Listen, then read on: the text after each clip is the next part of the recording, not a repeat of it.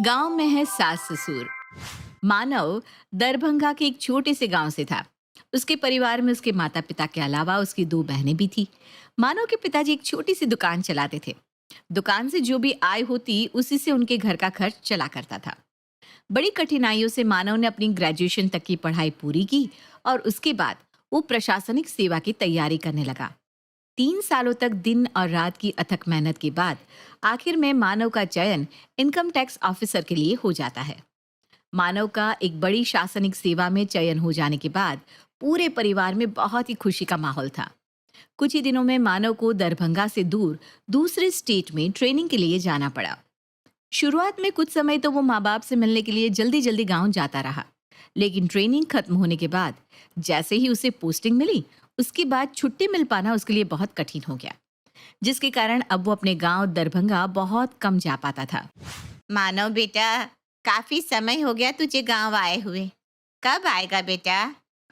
माँ, पोस्टिंग मिल गई है, अब लंबी छुट्टी ले पाना बहुत मुश्किल हो गया है। आप एक काम करिए ना, आप और बाबूजी भी आकर यहीं मेरे साथ रहिए। इतना बड़ा बंगला मिला है मुझे सरकार से, आखिर किस काम आएगा। नहीं बेटा, हम अपना घर छोड़कर कहीं नहीं जा पाएंगे। कोशिश करो, 2-4 दिन की छुट्टी तो सभी को मिल जाती है। ऐसा तो नहीं होता बेटा कि नौकरी लग गई तो किसी को छुट्टी ही ना मिले। अरे माँ, आप कैसी बात करते हो? अगर आना संभव होता तो क्या मैं नहीं आता? मैं कोशिश कर रहा हूँ, छुट्टी मिल जाएगी तो मैं जरूर आ जाऊंगा। इसी तरह कुछ और दिन बीत जाते हैं। मानव के मम्मी पापा उस पर लगातार गांव जाकर उनके साथ रहने के लिए दबाव बनाते रहते हैं।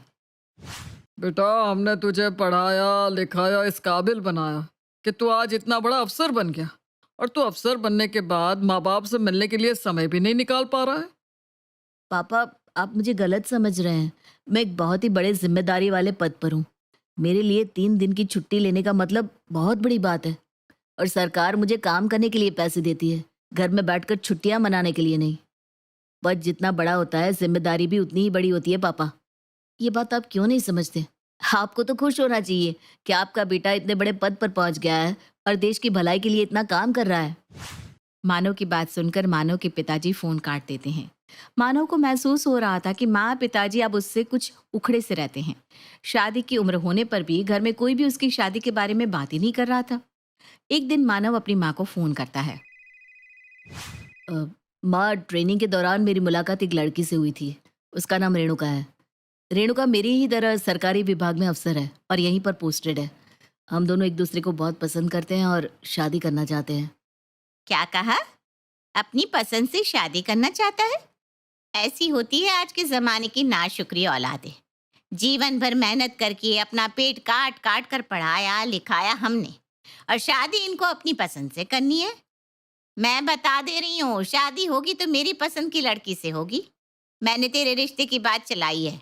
लड़की वाले पूरे 30 लाख रुपया नगद देने को तैयार है, और लड़की भी यहीं पास गांव की है।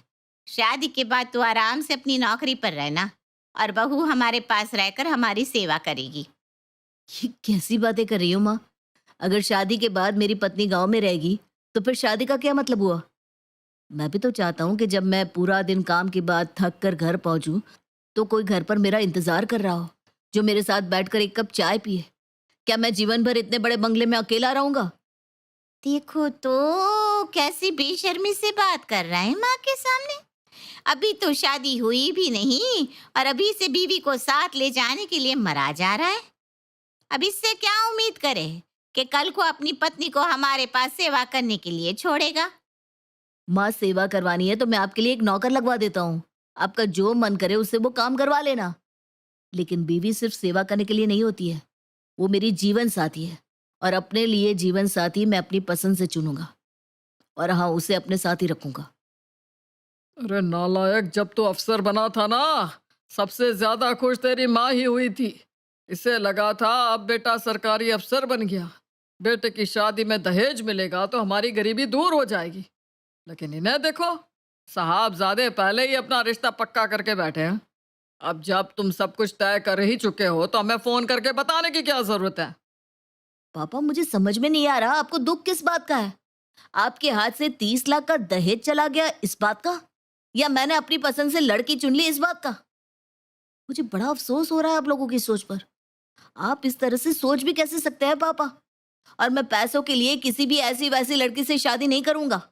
शादी तो मैं रेणुका से ही करूंगा। अब आप लोग खुश हो या ना हो। बेटे के मुंह से ऐसी बातें सुनने के बाद मानव के माँ बाप बहुत नाराज हो जाते हैं और उसकी शादी में शामिल होने के लिए भी शहर नहीं आते। हालांकि मानव कई बार फोन करके उन्हें शादी में आने के लिए कहता है, लेकिन वे दोनों टस से मस होने को तैयार नहीं होते। अंत में माता पिता की उपस्थिति के बिना ही रेणुका और मानव शादी कर लेते हैं। चूंकि मानव और रेणुका दोनों ही अच्छे पदों पर नौकरी करते थे, इसलिए शहर में उन्होंने जल्द ही एक आलीशान मकान ले लिया था। रेणुका नौकरी पेशा थी, इसलिए घर में काम करने और खाना बनाने के लिए उन्होंने नौकर चाकर भी रखे हुए थे।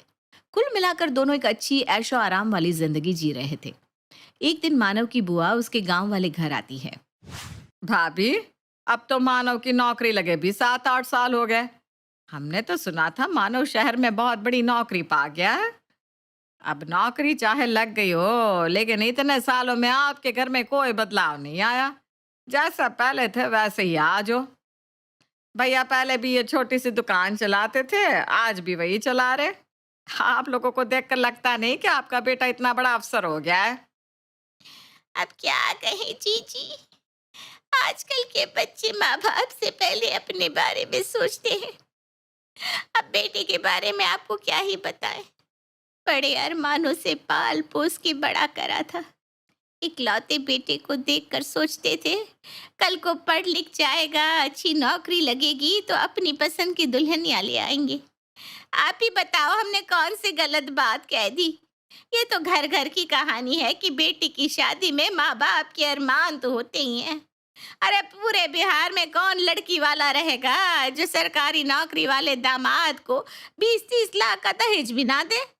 अरे लड़का पैदा किए हैं हम, इतना पढ़ाए लिखाए हैं, हक बनता है हमारा लेने का। लेकिन हमारे बेटे ने तो हमारे सारे अरमानों पर पानी फेर दिया। पता नहीं कहाँ से वो रेणुका उसे टकरा गई। अरे जिज्जी, सीधा साधा लड़का फंसा लिया हमारा।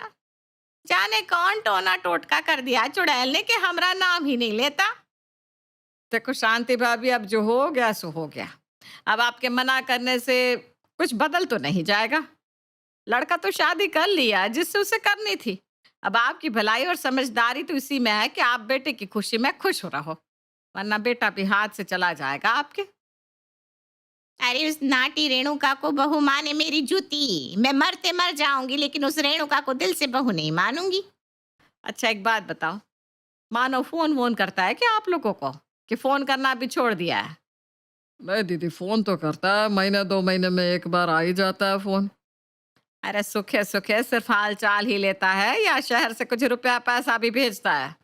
बूढ़े माँ बाप ने पेट काट काट कर पढ़ाया, और देखो तो माँ बाप बेचारे यहाँ गांव में अकेले पड़े हैं। अरे जीजी, शादी हो गई तो समझो लड़का पराया हो गया। अरे हमारे बेटे को ले गई वो लड़की, अब हमरा कुछ ना रहा।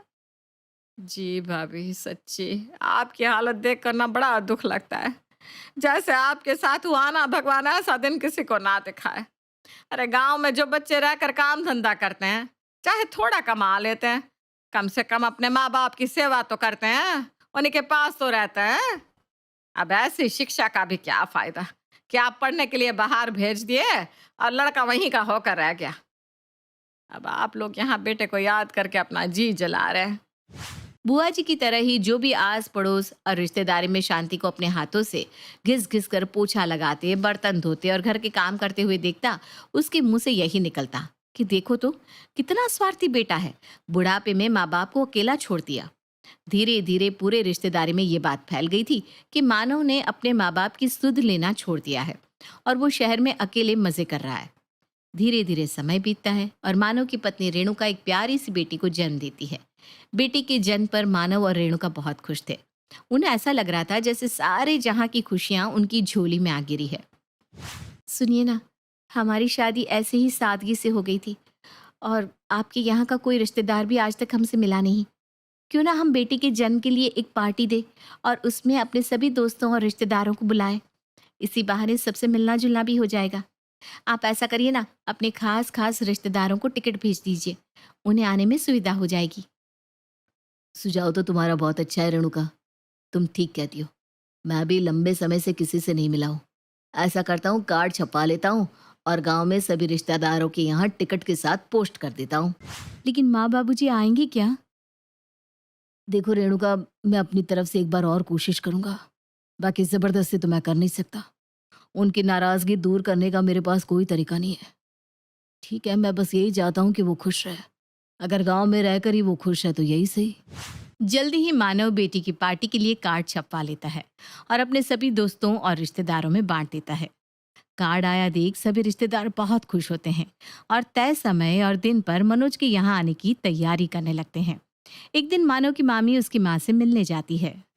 अरे जीजी, मनोज के यहाँ से कार्ड आया है, शहर में पार्टी दे रहा है, सबको टिकट देकर बुलाया है। भाई अब तो जाना ही पड़ेगा। आप लोग कब जा रहे हैं? हाँ हाँ, जाएंगे ना। वो जरा इनकी दुकान का कुछ सामान आना था, इसलिए हम लोग भी पार्टी वाले दिन ही पहुंचेंगे। जी जी, बुरा मत मानना, लेकिन आपको इस छोटे से घर में इतना कठिन जीवन जीते हुए देख कर ना हमें बड़ी तकलीफ होती है। पता ही है, आजकल के ज़माने में ऐसा कौन है जो हाथ से कपड़े धो रहा है? आप इस उम्र में पूरे घर में खुद झाड़ू पोछा लगाती है, बर्तन धोती हैं, खाना बनाती हैं। आपकी सुध लेने वाला तो कोई भी नहीं है।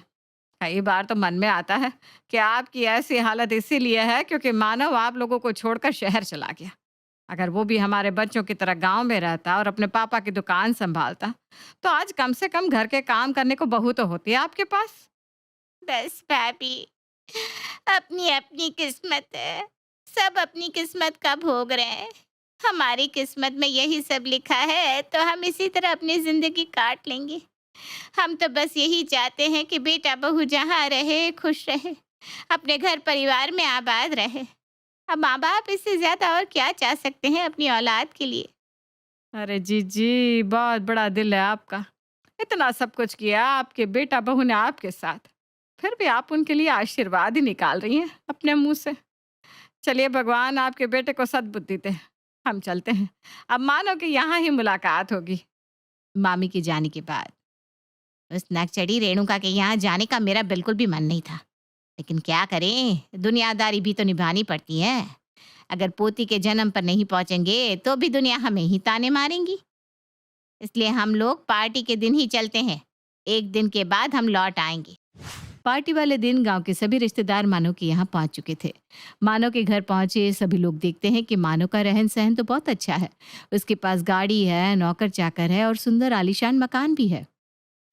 बेटा मानव, तुम्हारे यहाँ पार्टी में आकर सचमुच बहुत अच्छा लगा। तुमने तो बहुत अच्छा अरेंजमेंट किया है। तुम्हारा मकान, गाड़ी सब कुछ देखकर ना बड़ी खुशी हुई। लेकिन बेटा एक बात है हमारे मन में, अगर तुम बुरा न मानो तो कहें। अरे कहिए ना मौसी जी, क्या बात है? आप तो मेरी माँ की तरह हैं। बेटा माँ बाप के साथ मन मुटाव अपनी जगह होता है, लेकिन उन्हें उनके हाल पर छोड़ देना तो गलत है ना। अब कहना क्या चाह रही है मौसी जी? मैं कुछ समझा नहीं। बेटा तुम्हारा घर, मकान और नौकर चाकर देखकर तो यही लगता है कि ईश्वर की कृपा से तुम्हारे पास रुपए पैसों की कोई कमी नहीं है। बहू की भी अच्छी नौकरी है, पर तुम अपने माँ बाप की मदद क्यों नहीं करते? मौसी जी, आपसे किसने कहा कि मैं मम्मी पापा की मदद नहीं करता? मैं तो हर महीने उन्हें पैसे भेजता हूँ ताकि वे लोग भी गांव में सुकून से रह सके। बेटा इतना बड़ा मकान है तुम्हारा, क्या अपने माँ बाप के लिए एक कमरा नहीं रख सकते? एक कमरा क्यों मौसी जी, ये पूरा घर उनका ही तो है। मैं तो माँ पापा से विनती कर करके थक गया हूँ कि आप लोग भी हमारे साथ यहाँ शहर में ही रहिए, लेकिन पता नहीं माँ पापा को वहाँ गांव में क्या मजा आता है। वो लोग तो मेरे घर में पैर रखने तक को तैयार नहीं है। अरे मानो बेटा, झूठ क्यों बोल रहे हो? तुमने तो अपनी माँ को ये तक बताना जरूरी नहीं समझा कि तुम्हारी पत्नी पेट से है। बेचारी भाभी का कितना मन था बहू की सेवा करने का। हम क्या जानते नहीं सच क्या है? अच्छा, और ये सच जो आपने मुझे अभी कहा, ये किसने बताया आपको? अरे खुद भाभी ने, और कौन बताएगा? वाह मम्मी वाह। चलो, अब अगर बात छिड़ी गई है तो असलियत मैं आप सबको बताता हूँ। जैसे ही मुझे पता चला कि रेणुका प्रेग्नेंट है, मैंने सबसे पहले माँ को ही फोन किया था। माँ, रेणुका पेट से है। डॉक्टर ने उसे खास देखभाल करने की सलाह दी है। अगर आप ऐसी हालत में रेणुका के पास आकर रहेंगी तो मुझे अच्छा लगेगा, और इसी बहाने आप दोनों के बीच में जो थोड़ा बहुत मनमुटाव है वो भी दूर हो जाएगा। आप एक बार आकर तो देखो माँ, रेणुका बहुत अच्छी लड़की है। आपको उससे जो भी शिकायत है सब दूर हो जाएंगी। मुझे पता है आप मुझसे तो नाराज हो सकती है, लेकिन अपने आने वाले पोते या पोती को देखने के लिए आपके मन में भी इच्छा तो होगी ना। उनसे रूठ कर कितनी देर रह पाएंगी माँ? देखो बेटा, जैसे हमारे बिना अकेले में शादी कर लिए थे ना, वैसे ही बच्चा भी तुम संभाल ही लोगे। हम तो शहर नहीं आ पाएंगे, यहाँ पर बहुत से काम है। हम वहाँ जाएंगे तो यहाँ के काम कौन देखेगा? अच्छा ठीक है माँ, आप मत आओ, लेकिन माँ से आशीर्वाद तो दे ही सकती हो ना। माँ का आशीर्वाद मिले ऐसा कौन सा काम किया है तूने आज तक? है? अगर आशीर्वाद चाहिए था तो माँ के मन का काम भी करना चाहिए था। माँ की जरूरत ही क्या है तुझे? बीवी तो है ही तेरे पास। अब आप ही बताइए बुआ जी, इसमें मेरी क्या गलती है? मैंने तो हमेशा अपनी तरफ से पहल करने की कोशिश की है, लेकिन मेरे माँ बाप किसी भी तरह से खुश ही नहीं होते। अच्छा ठीक है, जीजी तुम्हारे साथ आकर नहीं रहना चाहती तो ना सही, कम से कम उनके लिए एक वॉशिंग मशीन और गैस सिलेंडर तो दिलवा ही सकते हो। अब गांव में तुम्हारे माँ बाप कैसी हालत में जी रहे हैं, ये तो तुमसे छिपाना ही होगा, है ना? और अपने दिल पर हाथ रखकर बताओ, आखिरी बार कब आए थे तुम गांव? चूल्हा फूंक फूंक कर देखो कैसी हालत हो गई है बेचारी की। आप लोग क्या बात कर रहे हैं? मकान बनवाने के नाम पर मैंने खुद पापा को 5 लाख रुपए भिजवाए हैं। और रही बात सामान की, तो वो तो मैं नौकरी लगने के कुछ दिन बाद ही खरीद कर दिया आया था। लेकिन माँ को वॉशिंग मशीन के धुले कपड़े पसंद नहीं आते, मिक्सी का पिसा मसाला पसंद नहीं, काम वाली का किया काम पसंद नहीं। अब इन सब बातों पर तो मेरा जोर नहीं है ना। और मैं मानता हूँ गांव गए मुझे बरसों बीत गए, क्योंकि हम माँ के हिसाब से एडजस्ट नहीं हो पाते हैं। शादी के बाद मैं रेणुका को लेकर गांव गया था। रेणुका बहू, हमारे यहाँ मसाले पीसकर खाना बनता है, इसलिए पहले तुम सारे मसाले सिलबट्टे पर पीस लो। मम्मी के कहने पर रेणुका सिलबट्टे पर मसाला पीस रही थी। अरे रेणुका, मिक्सर में पीस लो ना, क्यों आधे घंटे से यहाँ लगी हुई हो? और तुम्हें तो ये सब आता भी नहीं है। मुझे नहीं खाने मिक्सी के पीसे मसालों की सब्जी। और ज्यादा लुगाई को ना लाड दिखाने की जरूरत ना है, हमने भी यही काम करते हुए जिंदगी बिताई है। माँ, आपने जब ये काम किए तब हमारे पास सुख सुविधा का अभाव था, आपकी मजबूरी थी, लेकिन रेणुका की तो नहीं है। जब घर में मिक्सर है तो क्यों ये सिलबट्टे पर मसाले पीसे? इतना ही नहीं, इन्होंने वॉशिंग मशीन होने पर भी एक कपड़ा भी उसमें धोने नहीं दिया। रोज माँ कपड़ों का ढेर उसके सामने लगा देती थी। गैस सिलेंडर होने पर भी जबरदस्ती उससे चूल्हे पर खाना बनवाने की जिद करती थी। माँ, वो शहर की लड़की है, ये सब काम उसने कभी नहीं किए। और जब वॉशिंग मशीन रखी जंग खा रही है तो सब काम हाथ से करने की जिद क्यों माँ? ये मेरा घर है, यहाँ पर सब कुछ मेरे हिसाब से करना होगा। अगर तुम्हें हर चीज से इतनी दिक्कत है तो आगे से अपनी पत्नी को लेकर यहाँ मत आना। उस दिन के बाद रेणुका ने भी कान पकड़ लिए कि अब वो गांव नहीं जाएगी।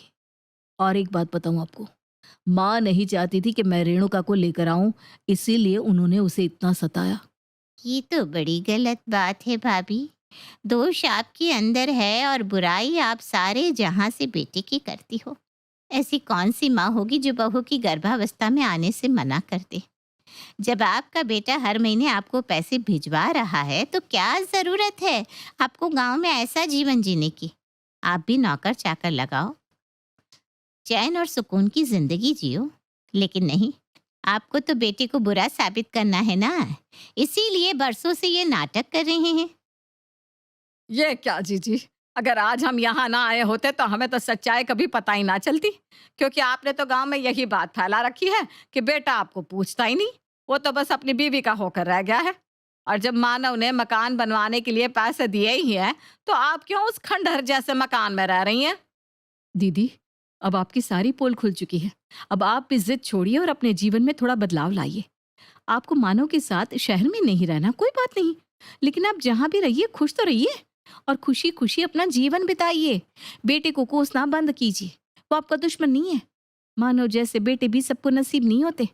आपने उसके साथ कुछ खास अच्छा नहीं किया, उसके बाद भी वो अपना फर्ज निभाने में किसी तरह से पीछे नहीं रह रहा। रिश्तों की कदर करिए दीदी। सभी रिश्तेदारों के सामने अपनी पोल खुलती देख शांति को गुस्सा आ जाता है और वो अपने स्वभाव के अनुरूप गुस्से में पैर पटकती वहां से उठकर चली जाती है और शाम की ट्रेन से गांव वापस लौट जाती है।